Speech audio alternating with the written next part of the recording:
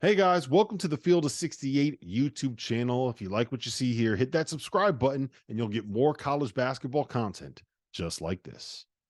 That is the best part, that you really had no idea. I had no idea. It's Matt Painter, Purdue head coach. Paint, what's going on, man? We're live right now, just so you know. I had no idea that you were coming on today. Goodman completely surprised me with this. How you doing, man? What's going on? Good. I'm good. What's going on? Just that Lon Kruger's Coaches versus Cancer event. It was a success as usual, and he does a fantastic job with it. But just taking it easy in Vegas. How you doing on the blackjack table? More importantly, I'm even. We haven't done much, right. But my wife and I we played. We even is good.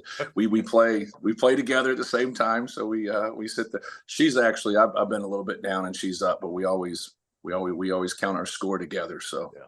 We're actually up 50. We won 25 one day and 25, but we played for like one time for like 45 minutes, the other time for like an hour. So where are you staying out there? We're staying at the MGM, the Park MGM. Okay. Good spot. Good convenient spot. All right. So first things first, your big boy, Zach Edey, put his name in to the draft, which obviously he should have. NBA, as we know, has kind of changed. Zach Edey 10 years ago would have been a lottery pick. Now it's, can he get a spot in the NBA? I don't even know. Is he doing anything at the combine? Is he playing? Are you headed to the combine from Vegas? No, everything's, really kind of dying down. So our assistants went there that first day doing interviews. He did some testing and that was it. I don't even think he shot when he did some skill stuff. So what are you hearing on him in terms of, undrafted till like mid to late second round? Like what are the NBA guys telling you? I would, and they're not going to tell you. I think that's the main thing. Yeah. They'll talk about their interest, and a lot of things get lost because there's so much movement during draft day.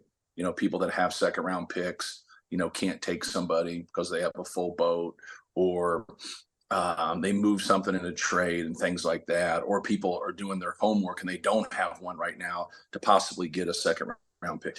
He more or less is just trying to find somebody that's that interested in him in terms of being a player.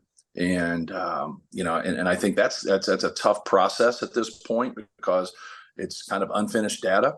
They're still doing their work and everything is relative, right? Everything's in comparison.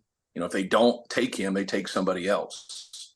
So a lot of times people will like you at a certain spot, but they're also handicapping it for where they think everybody else is going to be taken. And then if people are sitting there for them that they thought no way would be there, now it changes things. But he's just trying to get a feel, and his agent, Mark Bartelstein, just trying to get a feel for people that are sincere, that look at him to be able to play, in the NBA, not something where it's like, okay, we'll just see after a couple years in the G League. That's not what he's looking for. He's looking for an opportunity to be able to compete and play in the NBA and get into a rotation. I think the value that people underestimate when it comes to NIL is giving a guy like Zach, there's other players, a guy like Andre Jackson, players like this that don't want to go to the G League, a chance to be able to capitalize a little bit on their ability, right? And it makes it so it's not necessarily a financial decision, right? It's okay, what is best for me as a basketball player? Coming back to Purdue, developing my game there, going to the G League, developing it becomes a purely basketball decision as opposed to, hey, look, you know what? I got to be able to go make this money while I can. Yeah, no question. I really like the name, image, and likeness in these scenarios where they're going back to the school, that they just played for, especially someone like him who's had ultimate success. Now he can handicap it, look at it, gauge it, and say, okay, here's where I would be financially going back to Purdue. Here's where I'll probably be financially. See, that's one of the tough things for guys in these positions. You don't know.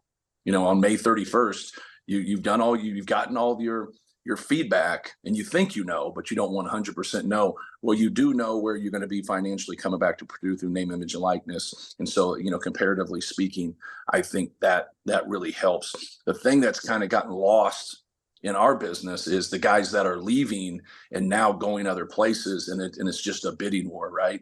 In the spring, like that's where things have gotten screwy, to where guys are now just kind of, lobbying in between 3-4 different schools and just trying to run their money up as high as they can, versus the guys that you mentioned in Zach, that are going to go back to their school, that have been really productive and really just being rewarded, for how productive he's been. So I really like that. I just don't know how it's got to where it is without anybody talking some level of a cap.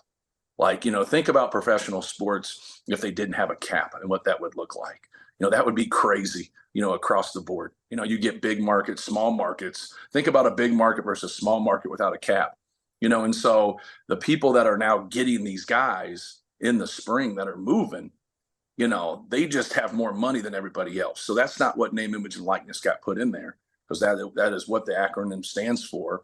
You're getting money off your name, image, and likeness. And that's just kind of a bidding war right now in the spring. And the people with the most money are getting guys. But I do think in this situation, this is what it's about. And this is good for college basketball, right? When you get to keep guys such as Zach Edey, if this is what happens.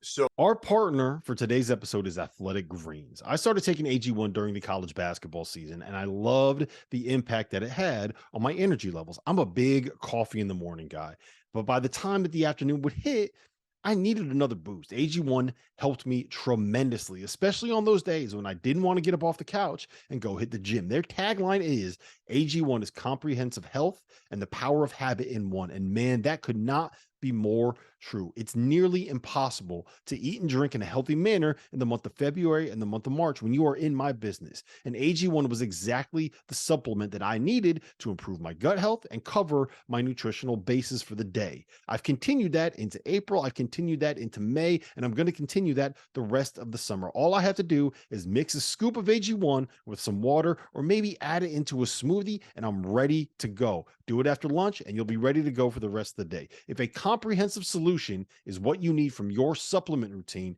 then Athletic Greens is giving you a free 1-year supply of vitamin D and 5 free travel packs with your first purchase. Go to athleticgreens.com/field68. That's field 68 FIELD, the number 6, the number 8, and you can get yours now. So check it out and help support this show. Thanks. So if Edey comes back, which it looks like he probably will, unless something crazy happens, he comes back. Your backcourt is a year older, and they took a lot of heat last year. Braden Smith took a lot of heat, but there was a lot on him, probably more on him than you wanted to be on Braden Smith. And right. Boyer he was hurt and he wore down a little bit. You bring on one guy, Lance Jones, transferred from Southern Illinois. That's it. That's all you've done in the portal. I think a lot of us thought you bring in another guy who could ease some of the load from Braden Smith having to be more of the primary ball handler. Tell me kind of what's going to be different with those guys next year. Is it just Braden getting a year older? Yeah. Well, we've taken 2 guys out of the portal in 3 years. I think us and Stanford have the fewest amount of guys that are taken. I just want to do what's right for the guys that are in our program, and I want to do what's right for the guys coming into our program. And so I'm not just going to go on top of people, even though I understand your point, and you are correct. And Braden had a lot of responsibility last year, but he also had a lot of growth. He had a very good year. I think him and Fletch, I think they're going to be fantastic and have great careers. Lance Jones is really going to help us. We also have a Cam Heide, who brings us a lot of athleticism, that redshirted. And then we have Miles Colvin, who is coming in, who is very athletic and very talented. And he's coming in. So we needed more quickness. We needed more athleticism. With those 3 additions, I think sometimes when guys sit out, they get forgotten, but they're not forgotten to us. And I think they'll do a really good job for our program, but we needed that. And we also we need not to turn the basketball over in key games. Anytime we get into key games, especially in the NCAA tournament, where we shoot a high volume of threes, we shoot a low percentage, then we have a high level of turnovers. I don't care who you're playing and what setup. That's a recipe for disaster. We have to do a better job, especially when you have one of the most efficient offensive teams in the country, to play that poorly in those situations when it comes to taking care of the basketball. It's such an important part of the game, because when you're a good rebounding team like we are, even if you're getting some tough shots or bad shots up there, you're still giving yourself a chance to, get the basketball and score. Matt, let me ask you this, because I think it's fascinating how you view last season. You didn't really come into the year with much expectation in terms of being a Big Ten title contender, at least from the outside, right? You guys go out, you win the Big Ten regular season title, you win the Big Ten tournament, you turn Zach Edey into the National Player of the Year. I don't think there's any way to look at your season as anything other than an overwhelming success. One loss in the NCAA tournament completely tarnishes all of that. So when you look back at last year, like, how do you look at it? Well, for us, like, you gotta be accountable as a coach, and it's when you raise your expectations, you've made it harder, but that's what you want, right? You want to raise your expectations. It's who we've gotten beat by in the NCAA tournament in the Sweet 16 in St. Peter's, getting beat by Fairleigh Dickinson, getting beat by North Texas the year before, and we just have to be better, and I have to be better. But we turn the basketball over. So when you're sitting there looking at that, do you have the ability to take care of the basketball? And throughout the year, we've been able to do that. We just haven't done that at that time. So we have to be better, in those areas. But no, it's just building a team, and it's looking at your team. It's like right now we're waiting for Zach, and if he comes back, great. If he doesn't, great. But now you try to orchestrate what you have and playing to their strengths. We have guys that have played more of a role, that if he doesn't come back is going to get more of an opportunity. Like a guy like Trey Kaufman-Wren is going to get more of an opportunity no matter what. Really good player. I didn't do a great job last year of getting him ready to defend like a 4, and he needed to. And the other guys were a little bit better, but we needed his scoring down the stretch. And, it's hard when you look at things and you're 22-1, like something's wrong, right? Yeah. But we slowly lost our confidence collectively as a team for whatever reason. And then we just needed more punch, and we needed more scoring, and I didn't utilize him correctly. And I got to do a better job there with having a weapon like that. But I think he's really going to have more of a role for us next year. But just organically kind of looking at your pieces and your growth, and then waiting. Like, a lot of times people want you to come to your answer. Just wait. Like, we're going on a foreign trip. We're going to work out in June, July and practice. We're going to play games. Just see who's going to take the reins. Just see who's going to make steps. Not really your new guy. Your new guys, you're more trying to educate them about what's going on and how to play, things like that. But who's going to make some strides in the other areas? But for us, we got some good players. We got to be confident. We got to be sure. And the only person that can do that for yourself is you. You have to put in that kind of time and, get yourself in position to really make a jump. And then feel good through adversity, right? I think that's competition. Like, who can really perform and who can really play when things aren't going, their way. And that's what we have to have. We have to kind of get in that build-in adversity through the summer. So now we're gaining that confidence and being able to push through some of those thresholds when things aren't going our way. All right, listen, nobody's on more committees than you. You're on every damn committee in college basketball. Between that and NIL and all the other crap, I don't know how you have time to coach.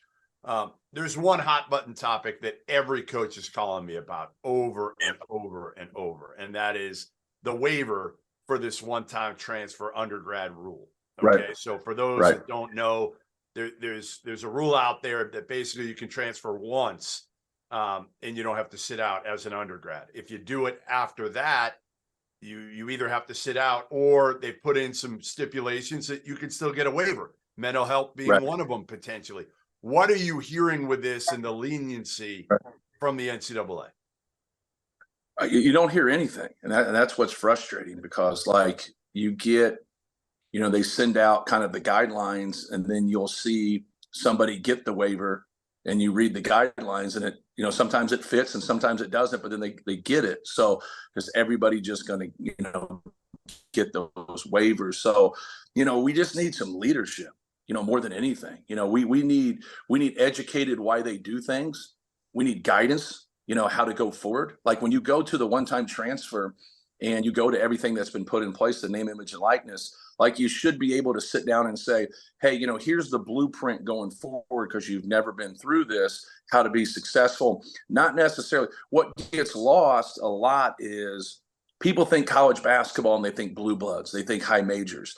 And, there's Division III, there's NAI, there's Division II, low to mid majors. How do they navigate these waters? And kind of help us through this. Like when they just kind of threw us out in a pond and say, figure it out. And, for a coach getting a job. Exactly. And so when they go, like it would be tough, like to try to get a waiver and like feel good about it. And then there would be times where you're like, well, I don't feel good about it. It doesn't meet these guidelines, but everybody else seems like they get it. And that's in theory, because I don't know numbers in that area, but like that, I think that is the piece of everything when you hear coaches speak that go through it. Because I haven't personally, but I get a lot of phone calls because of, the committees that we're on. And that's what we need from them. We need guidance and we need help to be able to kind of understand like where everything is and how to go about this, really how to build a team. And that's what we've been able to do at Purdue. Like we've been able to build a team and be able to sustain a team. And that's what coaches do. We know there's going to be transfers. We know there's going to be guys that leave. But, if you can't keep them, you can't grow them. And if they're always going to be moving, at the end of the day, do we kind of get it figured out and we keep going on? Yeah. But if anybody's going to get hurt over that, it's going to be them at the end of the day, because 99% of them are not pros. And we get lost in that. We write a lot of articles about the best players. We have the mock drafts. We have the combine. We have all these things. Well, these guys are really good players. Like they have a chance to be a pro. But the rules are for everybody the last time I checked.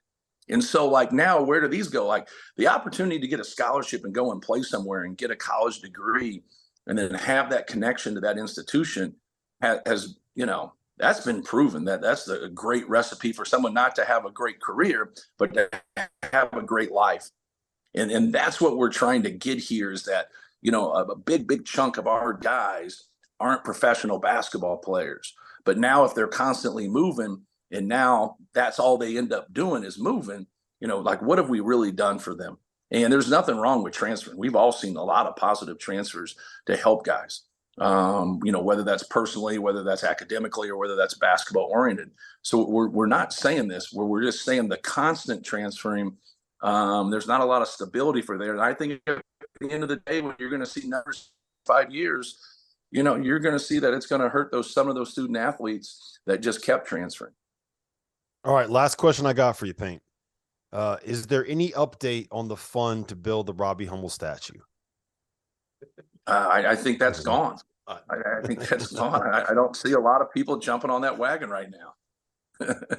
Listen, Hummel, if you want to find Hummel, guaranteed he is at a golf course somewhere today. I don't know where, but nobody plays more golf in the offseason and then complains how hard they have to work for 4 months of the year than Robbie Hummel. It's amazing how soft he has gotten since he left the Purdue program.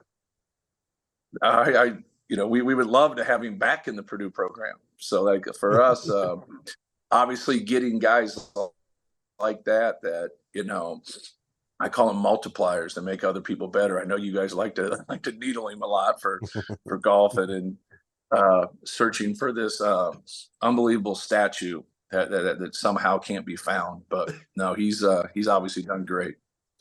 Thanks, Pate. We appreciate it. Thank you for watching The Field of 68. If you've enjoyed what you've seen here, hit that like button, share this link with your friends, or check out the description for some other places that you can consume Field of 68 content.